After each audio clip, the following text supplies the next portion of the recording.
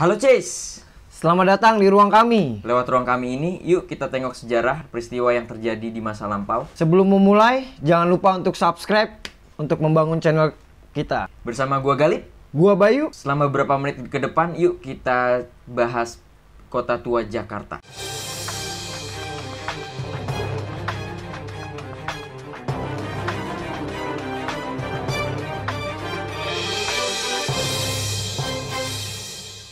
Berbicara soal kota Jakarta, Kota Jakarta sendiri mengawali sejarahnya sebagai kota pelabuhan bernama Sunda Kelapa di bawah kerajaan Pajajaran.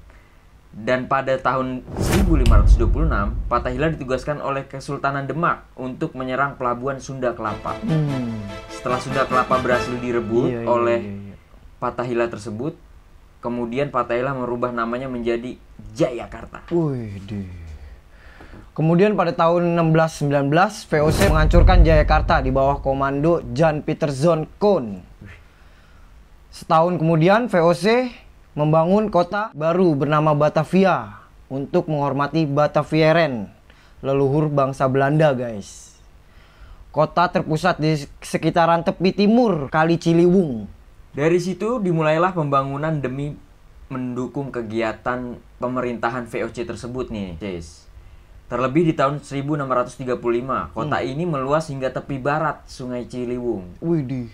Di reruntuhan bekas Jayakarta itu, kota ini dirancang dengan gaya Belanda Eropa, lengkap dengan benteng atau kita sebutnya Kastil Batavia, dinding kota dan kanal.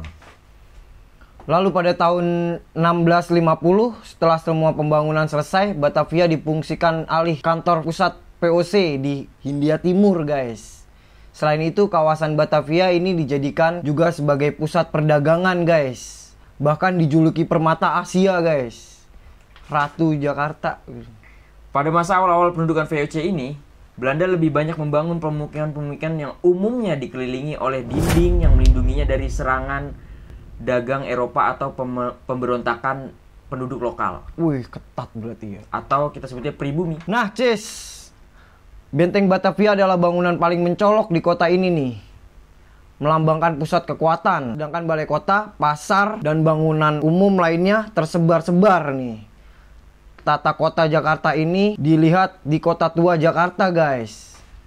Setelah VOC resmi dibubarkan tahun 1800, Republik Batavia menyatakan semua klaim wilayah VOC menjadi satu koloni terpadu bernama Hindia Belanda. Wow. Pada masa ini pun, akhirnya Batavia menjadi padat dan pedagang-pedagang kaya dan pejabat penguasa mulai membangun tempat tinggal di pinggir kota dan pedesaan biar nggak padat, guys. Dan dengan adanya penghapusan kultur sel-sel pada tahun 1870 mengawali perkembangan cepat perusahaan-perusahaan nih, guys, swasta di Hindia Belanda. Yang pada akhirnya didirikan perusahaan dagang Institut Keuangan di Batavia, guys. Sejarah kota tua tak berhenti sampai di situ saja. Ketika era Perang Dunia Kedua, di mana masih berada di bawah penjajahan Jepang, Batavia berganti nama kembali menjadi Jakarta. Wah, ini. Pada tahun 1972, Gubernur Ali Sadikin mengeluarkan keputusan gubernur menjadi kota tua sebagai situs warisan dengan maksud untuk melindungi sejarah arsitektur dari kawasan tersebut nih, guys. Nah, Chase, berapa bangunan peninggalan pendudukan Belanda yang masih berdiri hingga saat ini diantaranya adalah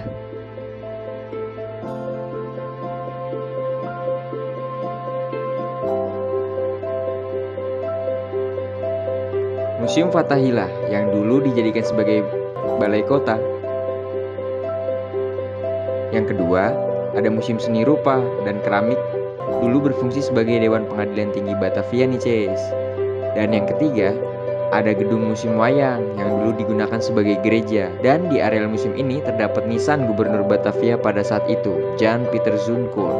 Yang keempat, ada gedung arsip.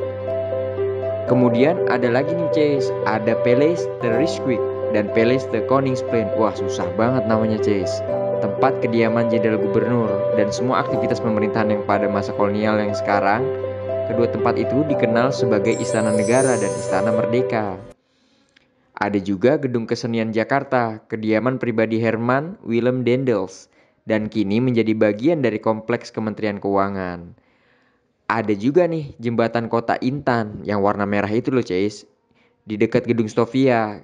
Kini dapat dikunjungi sebagai Museum Kebangkitan Nasional.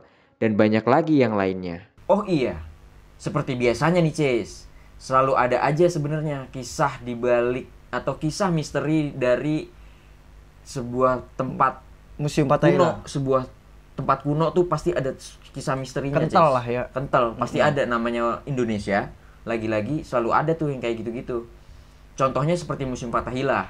Jadi ceritanya tuh sekitar tahun 1740 silam dikisahkan tepat di alun-alun nih. Depan museum telah terjadi pembantaian sekitar 500 orang Widih, etnis kejam. Cina. Tuh, zaman 1740. Mungkin karena hal itulah nih, hingga kini sesekali masih terdengar suara-suara teriakan histeris Kental aura hingga mistis. tangisan yang terdengar ramai kalau malam hari. Kadang nih, bahkan ada juga yang menampakkan sosok tanpa kepala, Cis. Dan ruangan penjara bawah tanah yang dulunya dijadikan tempat penampungan para tahanan, penjahat dan tokoh-tokoh masyarakat yang memberontak pada pemerintahan zaman Belanda. Di sini aksi kejam paling banyak terjadi. Para tahanan dimasukkan ke dalam satu ruangan yang berisi 500 orang, dibiarkan kelaparan hingga membusuk sampai disiksa dengan kejam, guys. Nah, kisah kelam itulah, Cis, yang kemudian dipercaya menjadikan areal penjara ini kental dengan nuansa mistisnya. Mulai dari suara-suara aneh, bau anyir dan amis darah, hingga penampakan sosok bayangan hitam. Widih, kayak uji nyali ya. Kayak uji nyali. Parah. Ada juga nih lonceng yang dijadikan sebagai peringatan hari eksekusi. Lonceng kematian yang dulu begitu berperan dalam penentuan waktu kematian.